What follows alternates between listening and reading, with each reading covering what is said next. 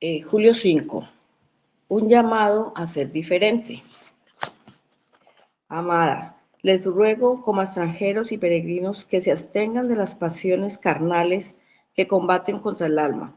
Mantengan entre los gentiles una conducta irreprochable a fin de que en aquello que les calumnian como malhechores ellos, por razón de las buenas obras de ustedes, al considerarlas, glorifiquen a Dios en el día de la visitación. Primera de Pedro 2, del 11 al 12. ¿Cómo deben actuar los seguidores de Jesús? Es una pregunta vital. La respuesta es tanto simple como retadora. Somos llamados a ser diferentes, diferentes de los que siguen a Jesús. A lo largo de la eternidad, el propósito de Dios ha sido tener un pueblo propio. El pueblo de Dios ha sido llamado a ser un pueblo santo, apartado del pecado para Dios. ¿Quién es en sí mismo santo, santo, santo? Isaías 6:3, Apocalipsis 4:8. En toda la escritura encontramos el principio de un pueblo apartado. En Levítico, por ejemplo, el Señor ordena a su pueblo Israel que no imiten a los egipcios ni a los cananeos en sus prácticas paganas. En cambio, debían obedecer las leyes y los decretos de Dios. Levíticos 18:1-5. Sin embargo, las leyes de Dios no fueron dadas para que su pueblo pudiera dar una simple apariencia de obediencia. No, la verdadera obediencia que Dios decreta es la expresión de un corazón transformado, un corazón que se regocija en la santidad. En otras palabras, Dios dice, ustedes son mi pueblo, ustedes me pertenecen, por tanto, quiero que se deleiten en ser apartados.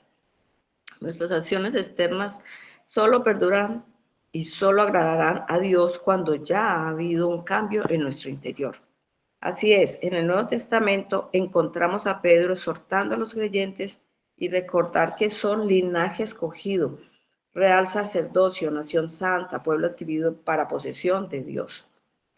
Primera de Pedro 2:9. Como el pueblo de Dios actual, son llamados a vivir de forma diferente, a mantener nuestra conducta honorable y a tomar decisiones en cuanto a nuestro entretenimiento, finanzas, relaciones y, de hecho, todas las facetas de nuestra vida que corresponden con la exhortación de Dios a ser santos como Él es santos. Primera de Pedro 1:6. El gran reto para nosotros como creyentes es identificarnos con el mundo en su necesidad, mas no en su pecado. La gente de nuestro mundo no necesita que los hagamos sentir cómodos con su comportamiento inmoral y su rechazo hacia el Creador. En cambio, como lo explica Pedro, debemos vivir de tal manera que anunciemos las virtudes de aquel que nos llamó de las tinieblas a su luz admirable, para que otros puedan ver nuestras buenas obras y dar a Dios toda la gloria. Primera de Pedro 1:2-9. Así que las palabras de Pedro deberían movernos a preguntarnos, ¿estoy esperando ser diferente? ¿Estoy dispuesto a ser diferente incluso cuando esto lleve a otros a hablar en mi contra? ¿Amaré a este mundo lo suficiente para no ser como el mundo, sino señalar a las personas de este mundo hacia otro mejor? Deuteronomio 4, del 1 al 8. Amén. Gracias, hermanita Estela. Buenos días, mis amados hermanos y hermanas acá se conectan en este momento. Hoy me corresponde el devocional y es un devocional que realmente es tan real para este tiempo. Y no solamente para este tiempo. El pecado sigue siendo el mismo de ayer, las mismas conductas pecaminosas y el mismo engaño del enemigo, obviamente. No ha cambiado la estrategia, pero mucho más en este tiempo que se acerca al advenimiento de nuestro Señor Jesucristo.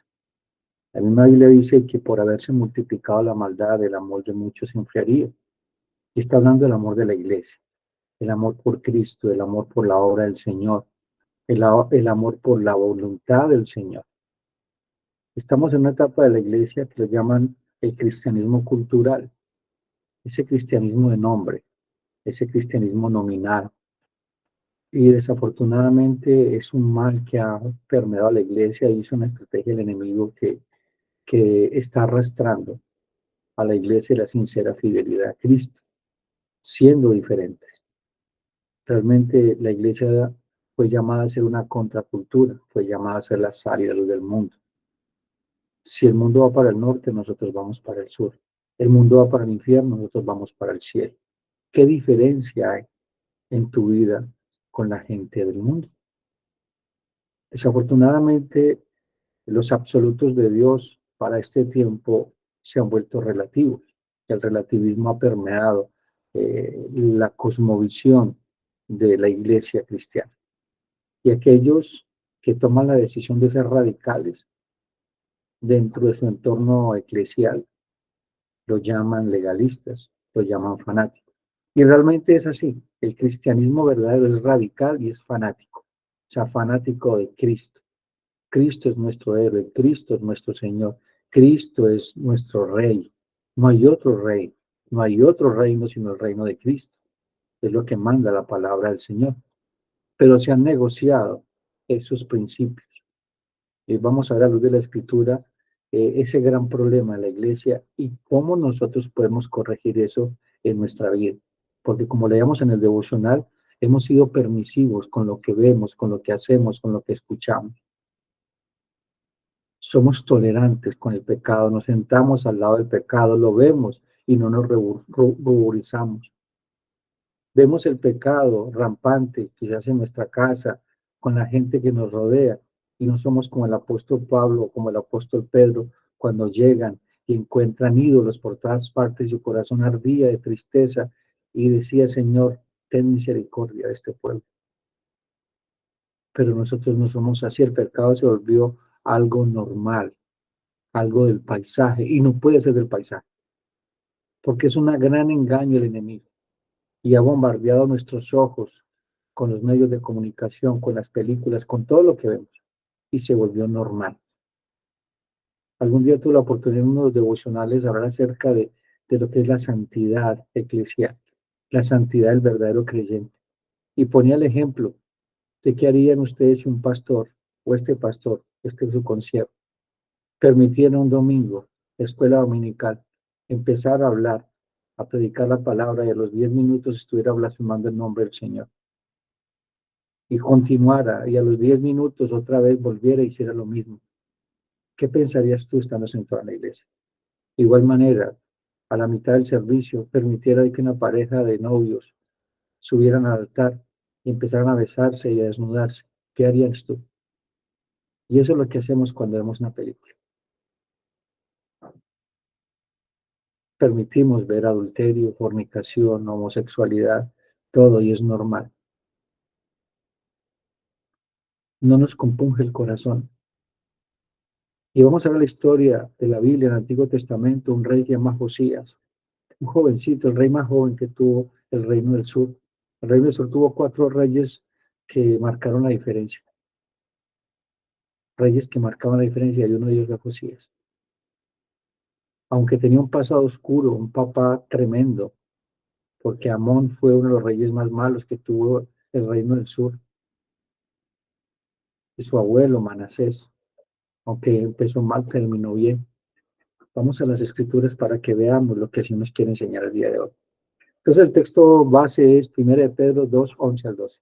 Amados, yo os ruego como extranjeros y peregrinos que os abstengáis de los deseos carnales que batallan contra el alma, manteniendo vuestra buena manera de vivir entre los gentiles, para que en los que murmuran de vosotros de malhechores glorifiquen a Dios en el día de la visitación, al considerar vuestras buenas obras.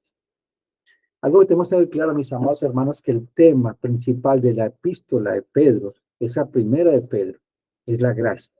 Esa gracia que salva, pero esa gracia que también transforma al creyente en una nueva criatura, en una persona cuya vida se ajusta a las demandas de la gracia en el poder del Espíritu Santo, no a este mundo.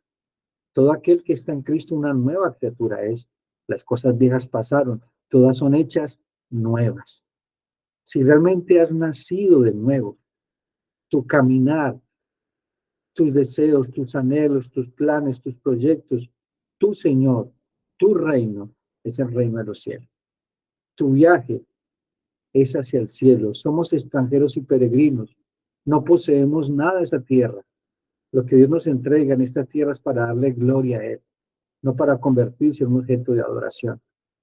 Entonces la transformación que opera la salvación En el creyente es una persona rendida al Señor, a su perfecta voluntad, amando todo lo que Dios ama y aborreciendo todo lo que Dios aborrece, en cualquier situación que se encuentre. La misión del pueblo de Israel en el Antiguo Testamento sigue siendo la misma para este tiempo. ¿Por qué? Porque nosotros somos el Israel. Tú y yo somos Israel. Cuando tú lees el Antiguo Testamento, estás leyendo la historia de tu familia, de tu descendencia. No ha cambiado, hermano, la misión no ha cambiado. Mira lo que dice Éxodo 19, 5 al 6. Ahora pues, si dieres oído a mi voz y guardares mi pacto, vosotros seréis mi especial tesoro sobre todos los pueblos, porque mí es toda la tierra y vosotros me seréis un reino de sacerdotes y gente santa. Estas son las palabras que dirás a los hijos de Israel. ¿Somos el especial tesoro de Dios? Lo digo en sentido de pregunta. Cuando tú miras tu vida realmente, ¿le perteneces al Señor? Dios es tu deleite, Dios es tu Señor, el Señor es tu Salvador. Realmente has dejado tu vieja vida, te has despojado de ese viejo hombre. Algo es claro, estamos luchando con un pecado remanente, eso no podemos sacarlo de la ecuación. Está allí esa lucha. Pero como dice el apóstol Pablo, miserable de mí, ¿quién me librará de este cuerpo de muerte? Tus anhelos, tu pasión, tu vida, ¿es por Dios y todo lo que tiene que ver Dios? ¿O solamente el domingo? Es decir, es un cristiano de religión, de tradición, de nombre o cultural. En Deuteronomio capítulo 4, el pueblo de Israel, para que ustedes recuerden, Deuteronomio fue un discurso que Moisés, inspirado por el Espíritu Santo, dijo al pueblo de Israel antes de entrar a la tierra prometida, sabiendo de que no iba a entrar. Es una cantidad de recomendaciones. Las últimas recomendaciones por boca de Moisés de parte de Dios para el pueblo de Israel. Y les dice, mirad, yo os he enseñado estatutos y decretos. Dije, presten mucha atención. Él está haciendo un enfoque, es un verbo en imperativo, es determinante en la vida de ellos. Mira, yo os he enseñado estatutos y decretos como Jehová, mi Dios, me mandó, para que hagáis así en medio de la tierra en la cual entráis para tomar posesión de ella. Iban a entrar a la tierra prometida, el pueblo de Dios. El gran nombre de Dios estaba en ese pueblo y está en nosotros, mis amados, no ha cambiado. El gran nombre de Dios está en nosotros. Nosotros representamos a Cristo, somos el cuerpo de Cristo. Representamos el reino de los cielos. La iglesia es columna y baluarte de la verdad. Y en el versículo 6 dice, guárdalos, pues, y ponerlos por obra. Cuando dice guardar es como un tesoro. Es lo más importante en tu vida. Y póngalos por obra. Porque esta es vuestra sabiduría y vuestra inteligencia ante los ojos de los pueblos, los cuales oirán todos estos estatutos y dirán, ciertamente pueblo sabio y entendido, nación grande es esta. Porque ¿qué nación grande hay que tengan dioses tan cercanos a ellos como lo está Jehová, nuestro Dios, en todo cuanto lo pedimos? ¿Y qué nación grande hay que tenga estatutos y juicios justos como es toda esta ley que yo pongo hoy delante de vosotros? Bueno, la iglesia, perdón, la congregación, porque la congregación está en la Biblia, la iglesia de Cristo, el pueblo de Dios, fue llamado a ser luz en medio de las tinieblas, en medio de la idolatría que había alrededor de la tierra pagana, en esa tierra de Canaán. Ellos tenían que mostrar que eran el pueblo de Dios, pero fueron arrastrados por los demás dioses, fueron cautivados, fueron seducidos, y a pesar de que adoraban a Dios, adoraban a otros dioses, eran corazones divididos. Así está la iglesia. Dice que adora a Dios, pero tiene altares altos, tiene lugares altos donde va a ofrecer sacrificio, donde va a adorar a otros dioses, adora el dinero, adora el poder, los deseos de los ojos, la vanagloria de la vida. Se adoran a ellos mismos porque son su propio Dios. No hay nadie más importante que él o que ella. Y dice la escritura que más importante está Dios, mi prójimo, y en tercer lugar soy yo. En Primera de Pedro, ya en el Nuevo Testamento, mira lo que dice. Primera de Pedro 2, 9 al 10. Mas vosotros sois linaje escogido, real sacerdocio, nación santa, pueblo adquirido por Dios, para que anunciéis las virtudes de aquel que os llamó a las tinieblas a su luz admirable. Somos linaje escogido, escogido por Dios, real sacerdocio. Mire que me ha cambiado. Nación santa, apartada para ser diferente. Pueblo adquirido por Dios, fuimos comprados con la sangre preciosa de Cristo, no con oro, ni con plata, ni con piedras preciosas. Tu precio, tu valor, tu identidad no es este mundo, es el Señor que gobierna el mundo y todo lo creado, visible e invisible. A ti te da la identidad es Cristo. A ti no te define tu carrera, no te define lo que tienes, no te define nada este mundo. A ti te define Cristo. A la luz admirable, vosotros que en otro tiempo no erais pueblo, pero ahora sois pueblo de Dios. Que en otro tiempo no habíais alcanzado misericordia, pero ahora habéis alcanzado misericordia. Cuando dice la palabra pueblo de Dios, significa que proviene de Dios, que representa a Dios, que muestra a Dios. Como cristianos fuimos llamados a vivir en los absolutos de Dios, con nuestra vida firme en su verdad. Y esto nos lleva a ser diferentes en medio de una generación perversa. Así lo dice el apóstol Pablo. Somos luminares en este mundo, en medio de una generación perversa. Realmente eres luminar. En tu trabajo, saben no solamente que eres cristiano, sino que vives y muestras a Cristo. O somos cristianos de la secreta, o nos avergonzamos del nombre del Señor. El apóstol Pablo escribe en Romanos, dice, porque no me avergüenzo del evangelio, porque es poder de Dios para salvación de todo aquel que cree. ¿Por qué Pablo escribe eso? Muy sencillo, porque para la época de la iglesia primitiva, cuando están en la iglesia primitiva era algo no deseable, era lo peor. Incluso han encontrado crucifijos con asnos crucificados, porque decían que los cristianos eran asnos, que eran brutos, que eran lo peor que podía existir, porque no vivían igual que el mundo. Y ese cristianismo radical fue lo que tumbó el Imperio Romano. La diferencia, como estos hombres morían y vivían por Cristo, eran sacrificados, quemados vivos, perseguidos, perdieron todo por causa de Cristo y no les importó. ¿Por qué? Porque eran extranjeros y peregrinos. Pero ahora la iglesia no es diferente al mundo. Somos iguales que los demás, hablamos igual que los demás, nos comportamos igual que los demás, anhelamos lo mismo que quien era el mundo, nos deleitamos con las mismas cosas que se deleita el mundo. Y es una realidad, mi amado hermano o hermano. Eso está pasando con la iglesia. En Primera de Reyes, capítulo 18 al 21, el profeta Elías, puesto en pie en el monte Carmelo, desafía al pueblo de Israel, que tenía corazones divididos. Dice, acercándose Elías a todo el pueblo, dijo, ¿hasta cuándo claudicaréis vosotros entre dos pensamientos? Si Jehová es Dios, seguidle, y si Baal, id en pos de él. Y el pueblo no respondió palabra. Qué fuerte, amados, pero es una realidad. Es una realidad. Así estaba Israel, el reino del norte, en el tiempo de Josías. Josías fue un rey, el rey más joven de Judá. Fue el último de los reyes buenos antes de la deportación a Babilonia, en el año 587. A los 8 años asumió el reino, pero solo fue hasta los 16 años que empezó a gobernar. Fue educado y enseñado por el sacerdote Hilcías. Esto marcó la diferencia en este jovencito.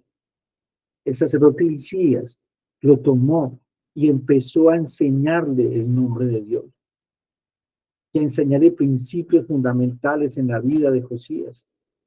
Y este rey a los 17 años hizo cosas impactantes. El nombre de Josías significa Dios ha sanado. Dios necesita sanar la iglesia. Es necesario que tu corazón sea sanado de la mundanalidad que ha permeado tu corazón y te ha arrastrado tras dioses falsos. Y aún así dices que adoras al Señor. Israel estaba enferma espiritualmente. Su abuelo Manasés, que por 55 años estuvo llevando al pueblo a la oscuridad. Eso hizo Manasés. Manasés arrastró al pueblo a la idolatría, el abuelo de Josías. Pero a pesar de todo esto, Dios le dio misericordia a Manasés. Y al final de su vida se arrepintió de sus pecados y se volvió al Señor. Y es muy probable que Manasés le haya contado a Josías las consecuencias de la idolatría y fue influenciando también a su nieto. Pero mire tan impactante porque Josías no fue como su padre ni como su abuelo. La decadencia espiritual estaba por todas partes y así está la iglesia, mis amados hermanos. Oramos por un ayudamiento, pero no hay un genuino arrepentimiento. Estamos orando los sábados. Yo le decía el sábado, hermanos, no sé cuántos miembros tengan todas las iglesias de Iglesia de Betania, la Reforma del Valle. Y solamente para el tiempo de oración nos conectamos 25, 30. En este momento, para el devocional, ¿cuántos sabemos? Habemos 21. ¿Cuántos miembros tiene toda la iglesia? Y es un devocional para toda la iglesia y no se conecta. ¿Por qué? Porque prefieren dormir. Despiértate tú que duermes. Estás pidiendo por un avivamiento en tu vida, pues levántate temprano y busca la presencia del Señor. Y haz la voluntad del Señor. Pero están dormidos en los laureles y decimos que amamos al Señor. Como cristianos fuimos llamados a vivir en los absolutos de Dios, con nuestra vida firme en su verdad. Esto nos lleva a ser diferentes en medio de una generación perversa. Así lo dijo Pablo, lo dije ahora mal. Esto nos da a entender de que somos una contracultura. Hermanos, somos una contracultura. No podemos ir para donde va el mundo, porque el mundo va hacia el infierno. El mundo va a ser enfrentado al juicio de la ira de Dios. ¿Eres parte de este mundo? La Biblia dice, ¿de qué le sirve al hombre ganar el mundo si su alma la perdiere? ¿Estás viviendo y queriendo conseguir todo lo del mundo para tu propia gloria? ¿Estás comprometido con la gran comisión? ¿Con consolar y animar a tus hermanos en la fe? ¿Con ir a predicarle a tu familia, mostrarle a Cristo? Pero tu familia no quiere saber nada de Cristo porque somos anticristos. Somos diametralmente opuestos a lo que decimos que creemos. No podemos estar en medio de dos aguas. Es imposible vivir una vida que le dé gloria a Dios si estamos entre dos pensamientos. Es imposible, mis amados hermanos, como le decía ahorita Elías. ¿Hasta cuándo claudicaréis entre dos pensamientos? Israel estaba acostumbrado a la maldad, estaban totalmente de espaldas a Dios. ¿Cómo iba a ser que este rey Josías hiciera volver al pueblo a Dios? La clave, ¿cuál era? Volver el corazón a Dios. Es decir, volver a que Dios sea el centro de tu vida, el centro de tus pensamientos, el centro de tus anhelos, que realmente tu vida esté rendida a Dios. Dice en 2 Crónicas 34:1, de 8 años era Josías cuando comenzó a reinar, y de 31 años reinó en Jerusalén. Este hizo lo recto ante los ojos de Jehová, y anduvo en los caminos de David su padre, sin apartarse a la derecha ni a la izquierda. A los 8 años de su reino, siendo aún un muchacho, comenzó a buscar, escuche, comenzó a buscar al Dios de David su padre. Es de esa palabra buscar está hablando de volverse al pacto, volverse con todo su corazón al Señor, volverse los malos caminos. Y tenía 8 años. ¿Y qué hizo este jovencito? Y a los 2 años comenzó a limpiar a Judá y a Jerusalén de los lugares altos, imágenes de acera, esculturas e imágenes fundidas.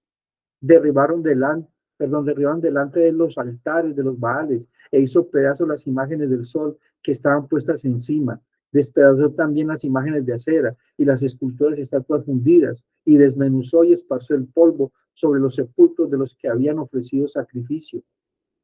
Quemó además los huesos de los sacerdotes sobre sus altares y limpió a Judá y a Jerusalén. Lo mismo hizo en las ciudades de Manasés, Efraín, Simeón y hasta Neftalí, y en los lugares asolados alrededor. Y cuando hubo derribado los altares y las imágenes de acera, y quebrado y desmenuzado las esculturas y destruido todos los ídolos por toda la tierra de Israel, volvió a Jerusalén. Y este joven fue tan impactado al volver su corazón a Dios, que vio cómo estaba Israel y lo que tenía que hacer, derribar los altares altos, erradicar la idolatría del corazón de Israel. Y si enfrentar a todo el pueblo, si enfrentar a todo el reino de Judá, porque la gente estaba acostumbrada, mira, llevan 55 años con Manasés haciendo lo mismo, más el reino de Amón. Y este joven marcó la diferencia. Él no siguió el camino de su padre ni su abuelo. Él marcó la diferencia.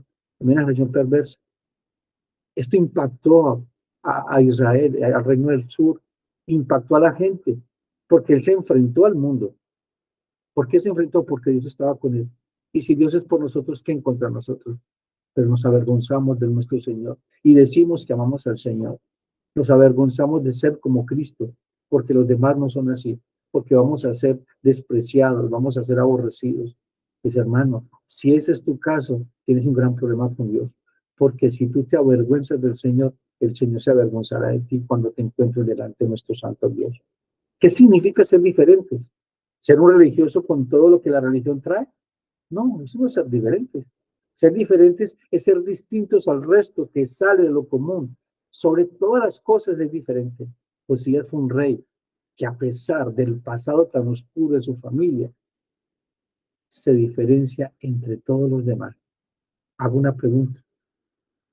Si no somos diferentes de acuerdo a lo que somos para Dios, ¿qué crees que necesitas cambiar? La Escritura dice, examinaos a vosotros mismos si estáis en el Señor. ¿O acaso no conocéis al Señor? ¿O acaso no estáis en la fe? Tú sabes lo que tienes que cambiar. Los que estamos aquí hoy en este devocional sabemos lo que tenemos que cambiar, porque conocemos la palabra del Señor y decimos conocer al Dios de la palabra. ¿Qué altares tienes en tu vida?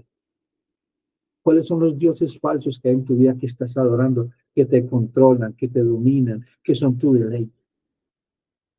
¿Realmente dices que amas al Señor? ¿Por quién estás apasionado? ¿Qué es lo que te apasiona en tu vida? Algo que tenemos que tener claro es que los cambios no los hacemos nosotros, lo hace Dios, pero esos cambios tienen un principio, la búsqueda de Dios de todo nuestro corazón. Eso empieza desde allí. ¿Y cómo empezamos? Con un arrepentimiento genuino. Dios, perdóname, porque soy un idólatra. Dios, perdóname porque vivo en medio de los pensamientos.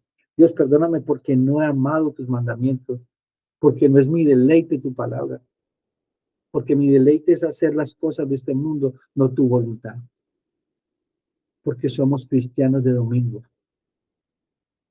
Somos cristianos culturales.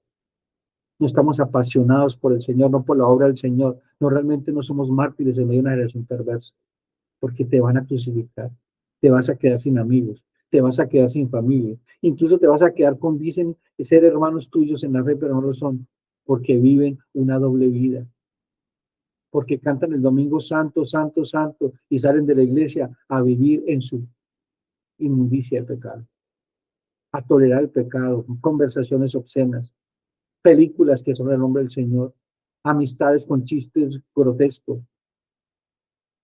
Esa es nuestra vida. Hay un principio en la búsqueda de Dios con todo nuestro corazón. Josías sabía que para que hubiera un cambio en su nación, este cambio tenía que empezar ¿en quién? En él. ¿Quieres un cambio en tu familia? Empieza contigo. ¿Quieres mostrar a Cristo? Pues empieza contigo. Vive a Cristo. Crucifica a ese viejo hombre, crucifica a esa vieja mujer.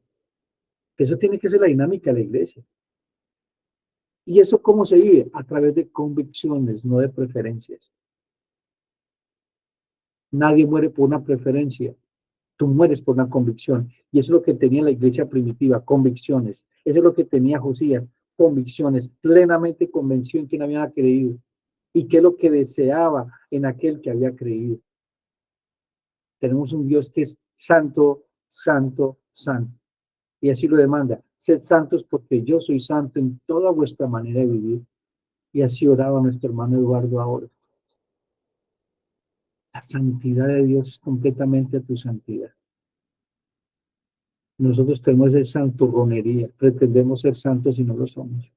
Creemos que somos santos porque oramos, creemos que somos santos porque vamos a la iglesia, creemos que somos santos porque leemos la Biblia. No, es cuando tú vives la Biblia, es cuando tú eres iglesia, es cuando leen la Biblia en ti, es cuando ven a Cristo en ti. No sé si ustedes recuerdan una película que se llama Hasta el último hombre, Desmond II. Fue la batalla de Okinawa, una de las más grandes batallas que se libró en el Teatro de Operaciones del Pacífico en la Segunda Guerra Mundial. Se denominó el tifón de acero por lo cruenta que fue y por toda la gente que murieron. Murió más de 250.000 personas en esa batalla, entre personas, soldados y civiles, pero también fue un lugar donde un hombre decidió ser diferente. Pues, ¿qué dijo él? Como este hombre, para él el pecado es matar, no matarás. Él dijo, yo entro al campo de la batalla, pero sin un arma. Él era un enfermero. Y se reían de él y hubo un proceso legal contra él, pero Dios le dio la victoria. Y entró al campo de batalla, a esa batalla de Okinawa, sin un arma. Iba con el Señor y con la Biblia. Y este hombre sin un arma, salvó a 75 personas. Pero la mano de Dios lo sostenía. ¿Por qué? Porque estaba haciendo la voluntad de Dios. El apóstol Pablo, cuando escribe a Timoteo, ya para terminar su ministerio, le escribe en 2 de Timoteo, mas los malos hombres y los engañadores irán de mal en peor, engañando y siendo engañados. Pero tú persiste en lo que has aprendido y te persuadiste sabiendo de quién has aprendido. El verbo allí persiste se refiere a una firmeza que no cambia, que se mantiene firme. ¿Realmente eres firme y constante, ocupando la salvación con temor y con temblor? Poniendo todo empeño, toda diligencia en hacer la voluntad de Dios, en seguir a Cristo, en mostrar a Cristo, en dar ejemplo de que Cristo vive en ti. En 2 Timoteo 3:15 dice, y que desde la niñez has sabido las sagradas escrituras, las cuales te pueden hacer sabio para la salvación por la fe que es en Cristo Jesús. El paso fundamental para superar el estilo de vida que nos presenta este mundo es revisar nuestras convicciones. Aquí no hablamos de una serie de reglas o principios que nos parecen adecuados, sino de aquella clase de convicciones por la que estamos dispuestos a dar nuestra vida. ¿Realmente estás dispuesto a dar la vida por Cristo? Mis hermanos, si Cristo en este momento, el 99% de la iglesia se quedaba. Pues que la iglesia tiene que ser probada. La iglesia estará en la gran tribulación, será arrebatada, claro que sí, pero nuestra fe tiene que ser probada. Cuando tú no puedas comprar ni vender, cuando tú no puedas acceder a todo lo que ofrece este mundo, cuando tengas que pasar hambre, cuando te quiten todo lo que tienes. ¿Estás dispuesto a dar la vida por Cristo? Muchas preguntas hoy, no sé qué respuestas habrán, pero ruego al Señor que este devocional avive tu corazón y nos lleve a estar de rodillas delante del Rey de Reyes y pedirle perdón por nuestra doble vida, por nuestra doble moral, por jugar a ser cristianos, porque jugamos a ser iglesia. Decimos que pertenecemos al Señor, decimos Señor, Señor, y el Señor nos dirá, nunca os conocí, apartados de mí, hacedores de maldad. Pero es que fuimos a la iglesia, leímos la Biblia, estuvimos en el devocional todos los días. Yo oraba, yo tengo una vida moralmente buena. Y el Señor te dirá, hacedor de maldad. Porque no se trata de ser moralmente bueno, se trata de ser como Cristo. Esa es la diferencia, mis amados hermanos. La ideología de género, el aborto, la revolución moral, todo lo que nos rodea está de espaldas a Dios. ¿Cómo nos podemos mantener firmes en medio de esta gran batalla por nuestra mente y por nuestro corazón? Muchos me preguntarán, pastor, pero Josías a los 8 años había empezado a buscar a Dios, no conocía la palabra, si lo había hecho oralmente, pero ahora era expuesto de primera mano con la ley de Dios escrita. Había sido escondida para que nadie supiera lo que Dios había mandado a su pueblo. La palabra no estaba escondida, la habían ocultado, pero encontraron la palabra del Señor cuando estaban reconstruyendo, estaban revisando el templo, organizándolo porque estaba casi destruido, y lo encuentran. Y se la traen a Josías. Ahora que Josías se va a encontrar cara a cara en 2 Crónicas 34:19. Dice, luego de que el rey oyó las palabras de la ley, rasgó sus vestidos. Andad, consultad a Jehová por mí y por el remanente de Israel y de Judá, acerca de las palabras del libro que se ha hallado, porque grande es la ira de Jehová que ha caído sobre nosotros, por cuanto nuestros padres no guardaron la palabra de Jehová para hacer conforme a todo lo que está escrito. Este hombre rasgó sus vestiduras, le dolió el corazón cuando leyó la palabra del Señor y se vio cara a cara con Dios. Pero ¿sabes cuál es el problema? Tú y yo leemos la Biblia, pero nos encontramos cara a cara con el Dios de la Biblia, porque tenemos un corazón dividido. andamos entre dos pensamientos, andamos entre dos aguas. Por eso no nos conmovemos las entrañas cuando escuchamos la palabra del Señor. Pues que nuestro corazón no tiembla ante la palabra del Señor, porque no tenemos un temor reverente delante de nuestros ojos. Mis hermanos, ¿vives por convicciones o preferencias? ¿Realmente estás plenamente convencido que eres un hijo de Dios? ¿Que vives como un hijo de Dios? Las preferencias no proveen un cimiento sólido para nuestra vida, pues dependen de lo que nos ocurra, es decir, de las circunstancias. Es decir, cambiamos como el camaleón. Somos cristianos cuando estamos en medio de cristianos, somos mundanos en medio de mundanos. Las mismas conversaciones, los mismos planes, todo lo mismo, no hay nada de diferencia. En Hebreos capítulo 3, versículo 7 dice, por lo cual, como dice el Espíritu Santo, si oyeres hoy su voz, no endurezcáis vuestros corazones como el día de la provocación, en el día de la tentación en el desierto, donde me tentaron vuestros padres, me probaron y vieron mis obras 40 años, a causa de la cual me disgusté contra esa generación y dije, siempre andan vagando en su corazón, no han conocido mis caminos. Una convicción es una creencia sólida y firme que está basada en la confianza en la palabra de Dios. Si tu vida no es de acuerdo a la palabra del Señor, debemos pedirle perdón al Señor. Si tu anhelo no es buscar vivir de acuerdo a los mandamientos de Dios, que pedirle perdón al Señor. Porque estamos jugando a ser cristianos. Estamos jugando a ser cristianos.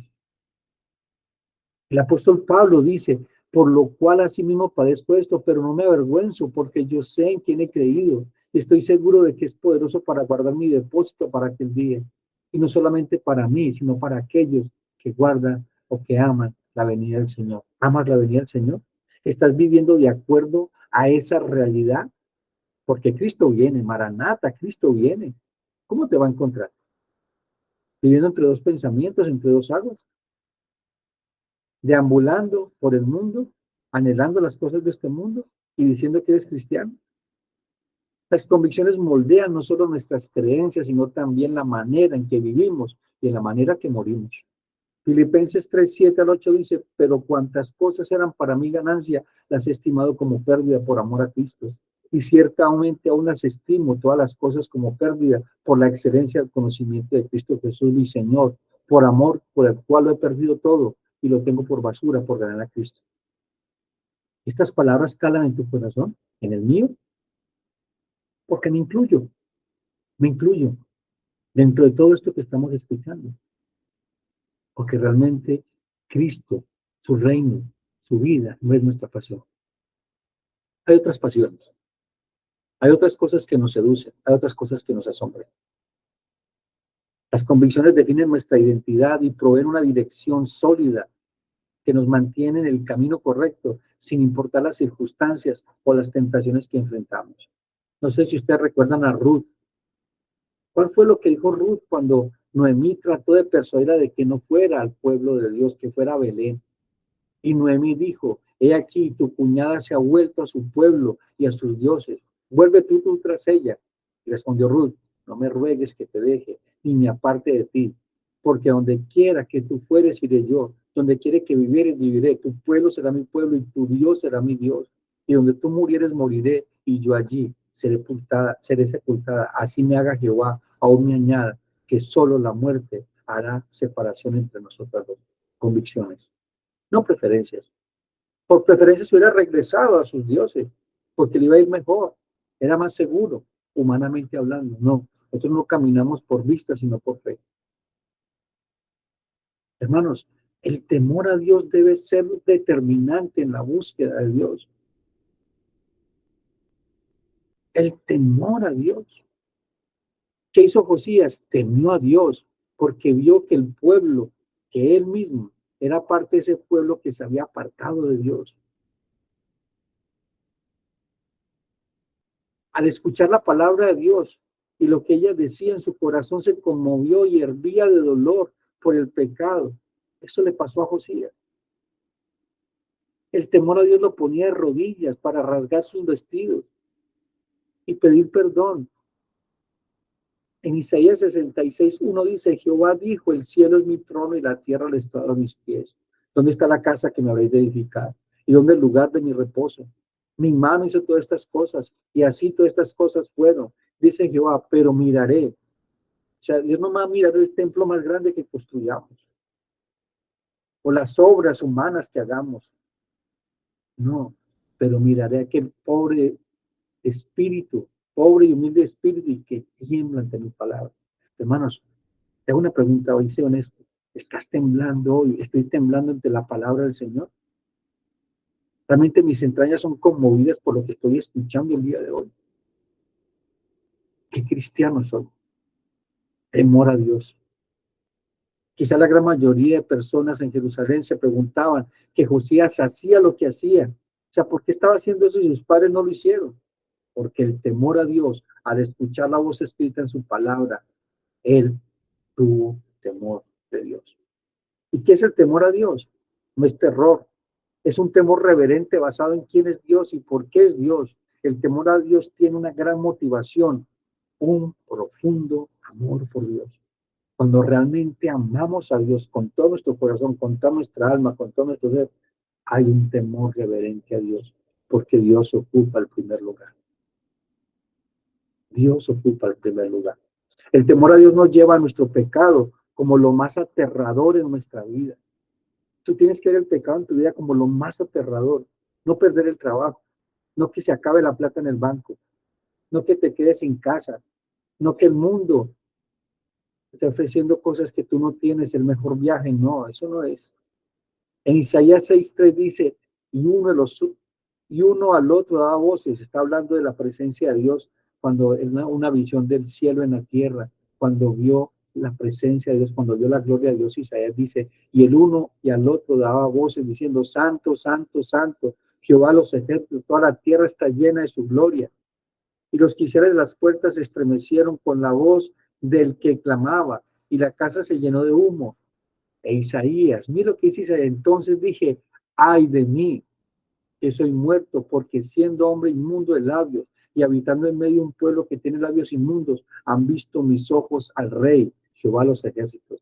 Mire, este hombre miró el pecado y sintió gran terror al ver que era un hombre de labios inmundos delante de la santidad de Dios, y era Isaías.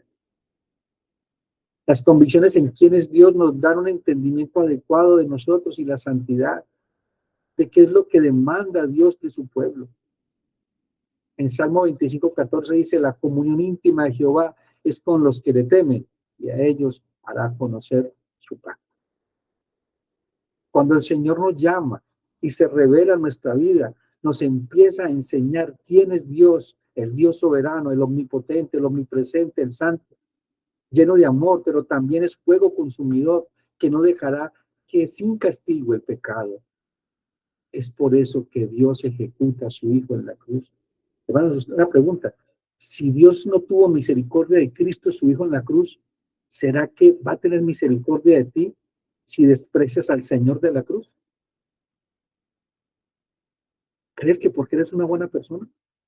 No, mi amado hermano. No, mi amado hermano. En Romanos 11:22 dice, mira pues la bondad y la severidad de Dios. La severidad ciertamente para con los que cayeron, pero la bondad para castigo. Si permaneces en esa bondad, pues de otra manera tú también serás cortado. El temor a Dios nos lleva a entender que mis actos, mi vida y lo que hago tiene que ver con Dios que está presente, el Dios que me ve. El Salmo 36:1 dice, la iniquidad del impío me dice al corazón, no hay temor de Dios delante de sus ojos. Se lisonjea, por tanto, en sus propios ojos, de que su iniquidad no será hallada aborrecida. Mi amado hermano, si estás viviendo en pecados ocultos, si estás practicando el pecado y no te ha pasado nada, es porque Dios tiene misericordia de ti. Pero su justicia te va a alcanzar. Su justicia te va a alcanzar. El apóstol Pablo nos enseña, nos da la clave en 1 de Pedro. Porque escrito está, sed santos porque yo soy santo. Y si invocáis por Padre aquel que sin acepción de personas juzga según su obra de cada uno, conducíos en temor todo el tiempo de vuestra peregrinación, sabiendo de que fuiste rescatados de vuestra vana manera de vivir, la cual recibiste de vuestros padres, no con cosa corruptible, como oro o plata o piedras preciosas, sino con la sangre de un cordero inmolado desde antes de la fundación del mundo. El temor a Dios nos lleva a entender que Él descubre todo lo que somos y hacemos y no lo podemos engañar. Mi hermano, si tú puedes engañar a tu pastor, puedes engañar a tu esposa, a tu esposo, incluso engañarte a ti mismo, tú no puedes engañar a Dios. Dios no es como tú. En el Salmo 50, versículo 16 al 23 dice, pero al malo dijo Dios, ¿qué tienes tú que hablar de mis leyes y tomar mi pacto en tu boca? Pues tú aborrecías la corrección y echabas a tus espaldas mis palabras. Si veías al ladrón, tú corrías con él. Y con el adulto era tu pacto. Tu boca metías en el mal y tu lengua componía engaño. Tomabas asiento y hablabas en contra de tu hermano. Contra el hijo de tu madre ponías infamia. Estas cosas hiciste y yo he callado. Pensabas de cierto que yo sería como tú, pero te reprenderé y las pondré delante de tus ojos. Entended ahora esto, lo que os olvidáis de Dios, no sea que os despedace y no haya quien os libre. El que sacrifica alabanza, alabanza me honra, y al que ordenare sus caminos, le mostraré la salvación de Dios. Hermano, ordenemos nuestros caminos. Ordenemos nuestros caminos. Cristo viene o nosotros vamos, pero que nos encontramos con Él, nos encontramos. ¿Cómo te encontrarás con el Señor? ¿O cómo te encontrará el Señor? Las promesas de un mundo de felicidad, prosperidad y placer para los que corrompen las convicciones bíblicas son un gran engaño. De manera que si basamos nuestras convicciones y nuestras propias ideas, deseos y satisfacciones, nos encaminaremos al desastre.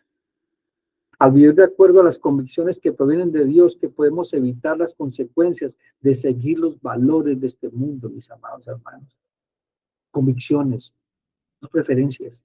En Efesios 4:17 dice, esto pues digo y requiero el Señor, que ya no andéis como los otros gentiles. Escuchen esto, que andan en la vanidad de su mente, teniendo el entendimiento entenebrecido, ajenos a la vida de Dios, por la ignorancia que en ellos hay, por la dureza de su corazón. Esto habla de la gente del mundo. No está hablando de ti, pero quizás está hablando de ti. Este andar o este tipo de mente tiene un camino y un destino. Efesios 4:19 dice, los cuales después de que perdieron toda sensibilidad, se entregaron a la lascivia para cometer con avidez toda clase de impureza. ¿Por qué claudicamos en nuestras convicciones? ¿Qué es lo que nos motiva para hacer lo malo, aun cuando sabemos lo que es bueno? El temor a las críticas. Vivimos una sociedad donde muchos proclaman tener el derecho de hacer lo que les conviene. Es por eso que somos criticados a mantenernos firmes en nuestras convicciones cristianas, para proclamar de que Dios enseña acerca del estilo de vida pecaminoso que otros llevan. El temor al rechazo. El temor al rechazo. Si expresamos lo que creemos o si vivimos de acuerdo a nuestras convicciones cristianas, puede que no seamos aceptados por aquellos que viven de acuerdo a sus propios deseos.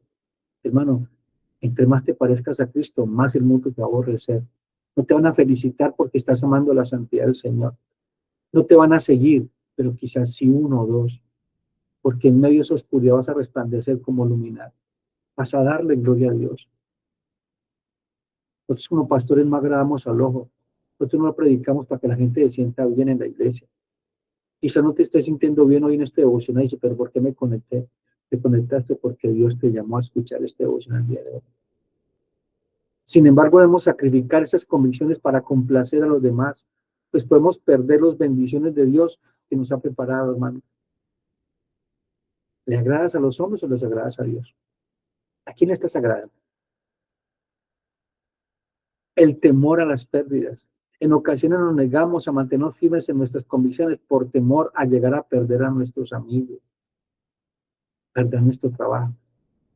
Sin embargo, cualquier persona que te trate de alejarnos de los caminos del Señor no es verdaderamente nuestro amigo. Es tiempo de que los hijos de Dios nos mantengamos firmes sin importar las consecuencias de nuestras prioridades. Debe ser agradar a Cristo para que seamos hallados fieles a Él y a su palabra. Y con este versículo termino. Primera de Juan 2:28 al 29. Y ahora, hijitos, permaneced en Él, permanecer en Cristo, permanecer en su palabra, permanecer en su voluntad, para que cuando Él se manifieste tengamos confianza, para que en su venida no nos alejemos de él avergonzados. Si sabéis que eres justo, sabed también que todo el que hace justicia es nacido de Dios. ¿Y qué es hacer justicia? La palabra justicia tiene que ver con la palabra de Dios. Que el Señor nos lleve hoy delante de él en arrepentimiento y fe. Que realmente hoy nuestras entrañas hayan sido sean conmovidas, como dijo el profeta Habacuc, oí tu palabra y temí.